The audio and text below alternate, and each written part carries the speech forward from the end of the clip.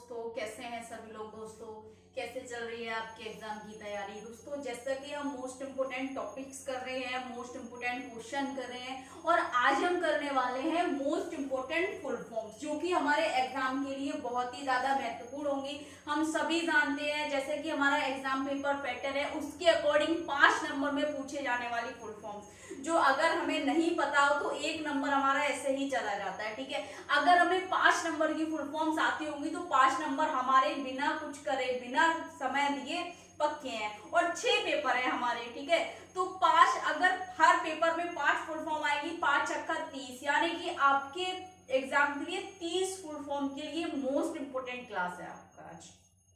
ठीक है, जिसमें हम बात करेंगे, एक चीज ध्यान रखना दोस्तों कि फुल फॉर्म्स कभी भी पेपर वाइज नहीं आती।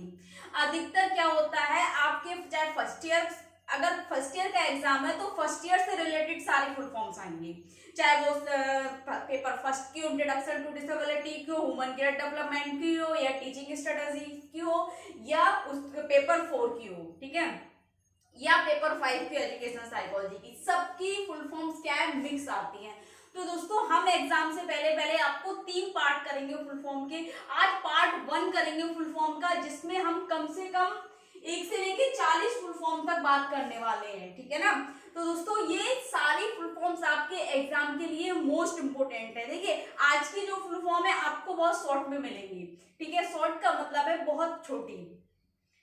कुछ बड़ी फुल फॉर्म्स हैं, ठीक है, उसको भी करेंगे, लेकिन पार्ट 1, 2, 3 यानी कि 3 पार्टों में हम आपके एग्जाम से रिलेटेड सभी फुल फॉर्म क्लियर कर देंगे। ठीक है, तो आज पार्ट 1 रहेगा फुल फॉर्म्स का, जिसमें हमारी फुल फॉर्म है आज 1, 2, 3, 4, 5, 6, 7, 8, 9, 10, 11, 12, 13, 14, 15, 16, 17, 18, 19, 20, 21, 22, 23, 24, 25, 26, 27, 28, 29, 30, 31, 32, 33, 34, 35, 36, यानी कि 36 फुल फॉर्म्स करने वाले हैं।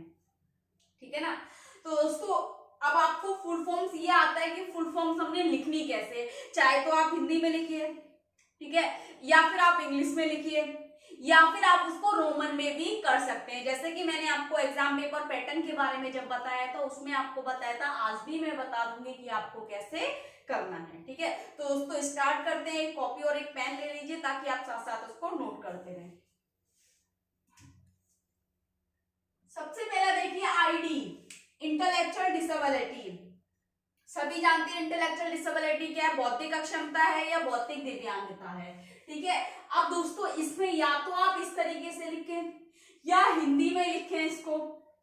ठीक, जैसे कि सीपी दे रखी है, सीपी क्या है, सेरेब्रल पालिसी। सेरेब्रल पालिसी यानी कि प्रमस्तिष्कीय पक्षाघात। ठीक है, इसको प्रमस्तिष्कीय अंगाघात भी बोलते हैं। ठीक है, या फिर आप इसको रोमन में भी लिख सकते हैं। जैसे मैं आपको पहले हिंदी में बताती हूं, प्रमस्तिष्कीय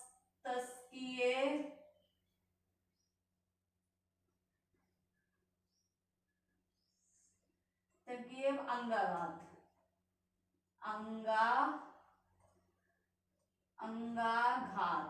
ठीक है, अब रोमन में कैसे करेंगे आप इसको, सेरेब्रल पालिसी, ये जो लिखा है इसी का उच्चारण अगर हम बात करें तो सेरेब्रल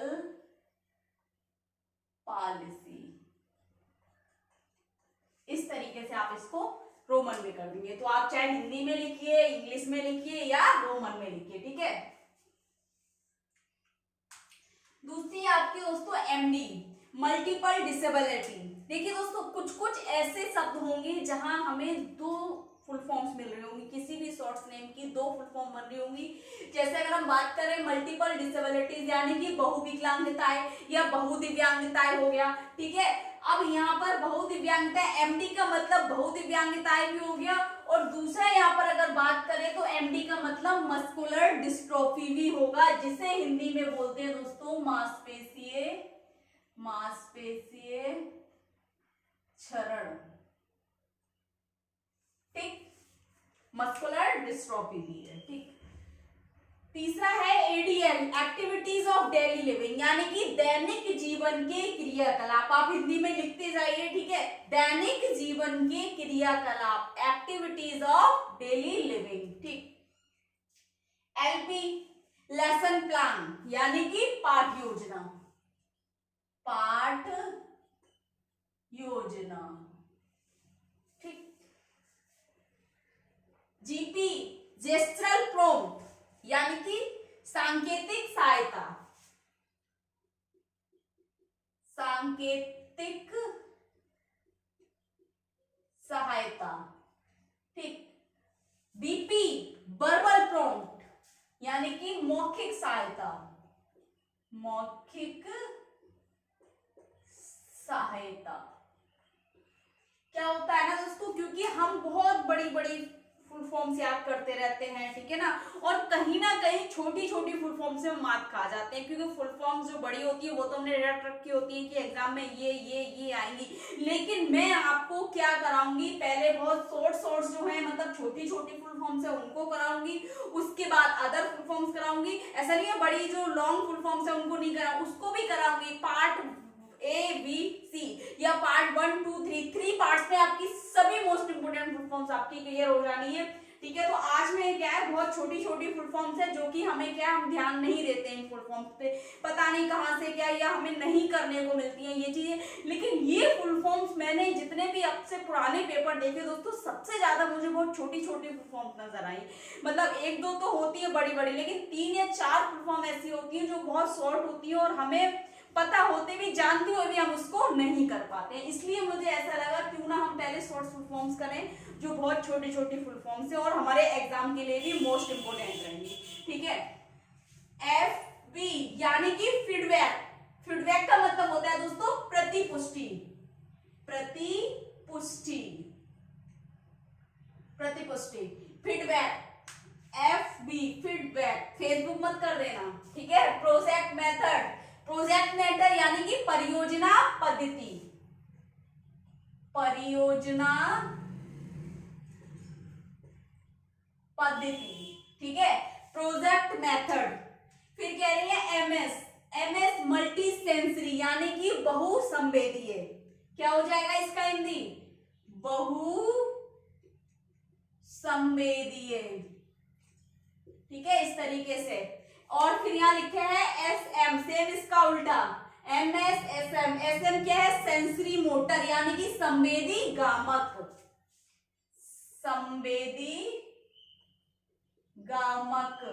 अगर आपको हिंदी में नहीं समझ आ रहा है या नहीं कर पा रहे हैं तो आप उसको इंग्लिश में कीजिए, ठीक है। लेकिन फुल फॉर्म्स आपको छोड़ के नहीं आनी है, क्योंकि ये नंबर हमारे ऐसे होते हैं कि अगर हम जरा सा इन पे कंसंट्रेट कर ले तो 5 नंबर फ्री के होते हैं, जिसमें हमें 1 मिनट भी नहीं लगता है सॉल्व करने में, ठीक है। DD डेवलपमेंटल डिले यानी कि विकासात्मक देरी, विकासात्मक देरी, डेवलपमेंटल डिले हमने किया था ना, डेवलपमेंटल डिले पेपर 2 का। ED इमोशनल डिस्टर्बेंस, ठीक है, इमोशनल डिस्टर्बेंस। IQ इंटेलिजेंट क्विटेंट यानी कि बुद्धि लब्धि, बुद्धि लब्धि। लास्ट ईयर में क्या हुआ था, इंटेलिजेंट क्वेश्चन की मेरे से गलत हो गया था क्या, उसमें प्रॉब्लम ये थी कि मैं यहाँ पर इंटेलिजेंट क्वेश्चन हो गया मेरे से, क्वेश्चन की जगह क्वेश्चन हो गया, यानी कि प्रश्न हो गया उसका, लेकिन लब्धि लिखना था, क्वेश्चन लिखना था, तो वहां पर क्या हो गया था, मेरे से गलत हो गया था। बहुत सारे कमेंट्स भी आए थे उस पर, तो आज मैंने उसको राइट कर दिया है, आप भी राइट कर दीजिए उसको। LSS लाइफ स्किल सपोर्ट, ठीक है, जीवन कौशल सहयोग।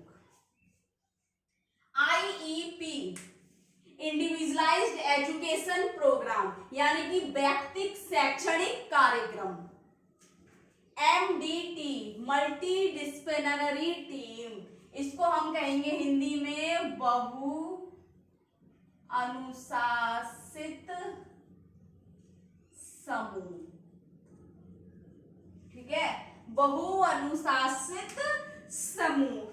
MDE भी होता है मल्टी डिसिप्लिनरी इवैल्यूएशन यानी कि बहु अनुशासित मूल्यांकन, ये भी आता है यहाँ पर। जैसे ये T है ना, यहाँ पर E आएगा और यहाँ पर टीम की जगह इवैल्यूएशन हो जाएगा, मल्टी डिसिप्लिनरी इवैल्यूएशन, तो यहाँ पर बहु अनुशासित मूल्यांकन हो जाएगा वहां पर, ठीक है ना, ध्यान रखना। MDT भी आता है, MDE आता है, मल्टी डिसिप्लिनरी इवैल्यूएशन यानी कि बहुअनुशासित मूल्यांकन, मल्टी डिसिप्लिनरी टीम MDT यानी कि बहुअनुशासित समूह। बहुअनुशासित समूह क्या है दोस्तों? बहुअनुशासित एक ऐसा समूह जिसमें सभी, बहु माने बहुत सारे, दो या दो से अधिक हम कह सकते हैं, बहुत सारे सभी विशेषज्ञों का समूह होता है, जिसमें हमारे फिजियोथेरेपिस्ट, ओटी थेरेपिस्ट हम कह सकते हैं, हमारा स्पेशल एजुकेटर, सोशल वर्कर, ठीक है, साइकोलॉजिस्ट होंगे इसमें, ठीक है, और ऑडियोलॉजिस्ट होंगे, मतलब सभी विशेषज्ञ जो होंगे, काउंसलर होंगे, सोशल वर्कर होंगे, इसमें सारे विशेषज्ञ क्या होंगे? शामिल होंगे। एक समूह होगा जिसमें विभिन्न विशेषज्ञों का समूह कहा जाता है मल्टी डिसिप्लिनरी टीम, ठीक है। ADD क्या है? अटेंशन डेफिसिट डिसऑर्डर, यानी कि आप कह सकते हैं ध्यान अभाव विकार। क्या कह सकते हैं हिंदी में अगर आप इसको लिखेंगे? ध्यान अभाव विकार, ठीक है, या ध्यान में कमी विकार भी कर सकते हैं, ठीक है। Task analysis, TA, task analysis का मतलब होता है दोस्तों क्रिया विश्लेषण, क्रिया विश्लेषण, जिसमें हम किसी क्रिया को छोटे छोटे भाग में बांट देते हैं, ठीक है। ADHD, attention deficit with hyper active disorder, ठीक है। अब ये क्या होगा? ध्यान में अभाव के साथ अति चंचलता विकार, आप इस तरीके से लिखेंगे, ठीक है। ध्यान में अभाव के साथ अति चंचलता विकार हिंदी में। EI हो जाएगा अर्ली इंटरवेंशन, यानी कि शीघ्र हस्तक्षेप, शीघ्र हस्तक्षेप, ठीक। HRD, ह्यूमन रिसोर्स डेवलपमेंट, सभी जानते होंगे ह्यूमन रिसोर्स डेवलप क्या है? मानव विकास संसाधन, ठीक है। फंक्शनल एनालिसिस, FA, अब ये हो जाएगा यहाँ क्रिया विश्लेषणता, यहाँ हो जाएगा कार्यात्मक विश्लेषण या कार्य विश्लेषण भी आप इसको कर सकते हैं, ठीक। कार्य विश्लेषण में एक चीज ध्यान रखना, कभी कभी एक नंबर आए, एक दो नंबर में पूछ सकता है FA क्या है या कार्य विश्लेषण क्या है। तो कार्य विश्लेषण में को हम तीन भागों में बांटते हैं, ABC, एंटीसीडेंट, बिहेवियर, कॉन्सिक्वेंस, ठीक है। ये एक टेक्निक है जो हम ADHD बच्चे या ऑटिज्म बच्चों के साथ इसका प्रयोग करते हैं, जिसमें हम बच्चे का बिहेवियर मॉडिफिकेशन करते हैं, यानी कि व्यवहार परिमार्जन करते हैं, ठीक है ना। BAKT, विजुअल, एडिटरी, किनेस्थेटिक, टैक्टाइल, ठीक है, जिसमें सारी हमारी संवेदनाएं हैं वो क्या है? सभी एक साथ कार्य करती हैं, विजुअल, एडिटरी, किनेस्थेटिक, टैक्टाइल, ठीक है। TLM, टीचिंग लर्निंग मटेरियल, शिक्षण अधिगम सामग्री, लिखने की जरूरत नहीं है, नोट कर लीजिए, शिक्षण अधिगम सामग्री। WHO, वर्ल्ड हेल्थ ऑर्गेनाइजेशन, विश्व स्वास्थ्य संगठन, वर्ल्ड हेल्थ ऑर्गेनाइजेशन, विश्व स्वास्थ्य संगठन। RCI, rehabilitation counselling of India, भारतीय पुनर्वास परिषद, भारतीय पुनर्वास परिषद। DTT क्या है? डिस्क्रीट ट्रायल ट्रेनिंग, यह है आपका जिला परीक्षण शिक्षण, इसका मैं लिख देती हूं, भूल जाओगे आप, जिला परीक्षण शिक्षण, ठीक है। ASL, अमेरिकन साइन लैंग्वेज, ठीक है। MH, मेंटल हेल्थ यानी कि मानसिक स्वास्थ्य। SLD, स्पेसिफिक लर्निंग डिसेबिलिटी, ठीक है। OI, ऑर्थोपेडिक इंपेयरमेंट, ठीक। OT, ओक्यूपेशनल थेरेपी यानी कि व्यवसाय चिकित्सक, व्यवसाय चिकित्सा। ASD, ऑटिज्म स्पेक्ट्रम डिसऑर्डर, इसमें क्या है? श्रेणीता समूह विकार बोल सकते हैं, क्योंकि स्पेक्ट्रम का मतलब होता है एक समूह, एक छत्र, एक छाया, ठीक है, जिसके अंदर बहुत सारे स्पेक्ट्रम है या डिसऑर्डर है, तो इसका हम कह सकते हैं श्रेणीता समूह विकार, ठीक है, ऑटिज्म स्पेक्ट्रम डिसऑर्डर।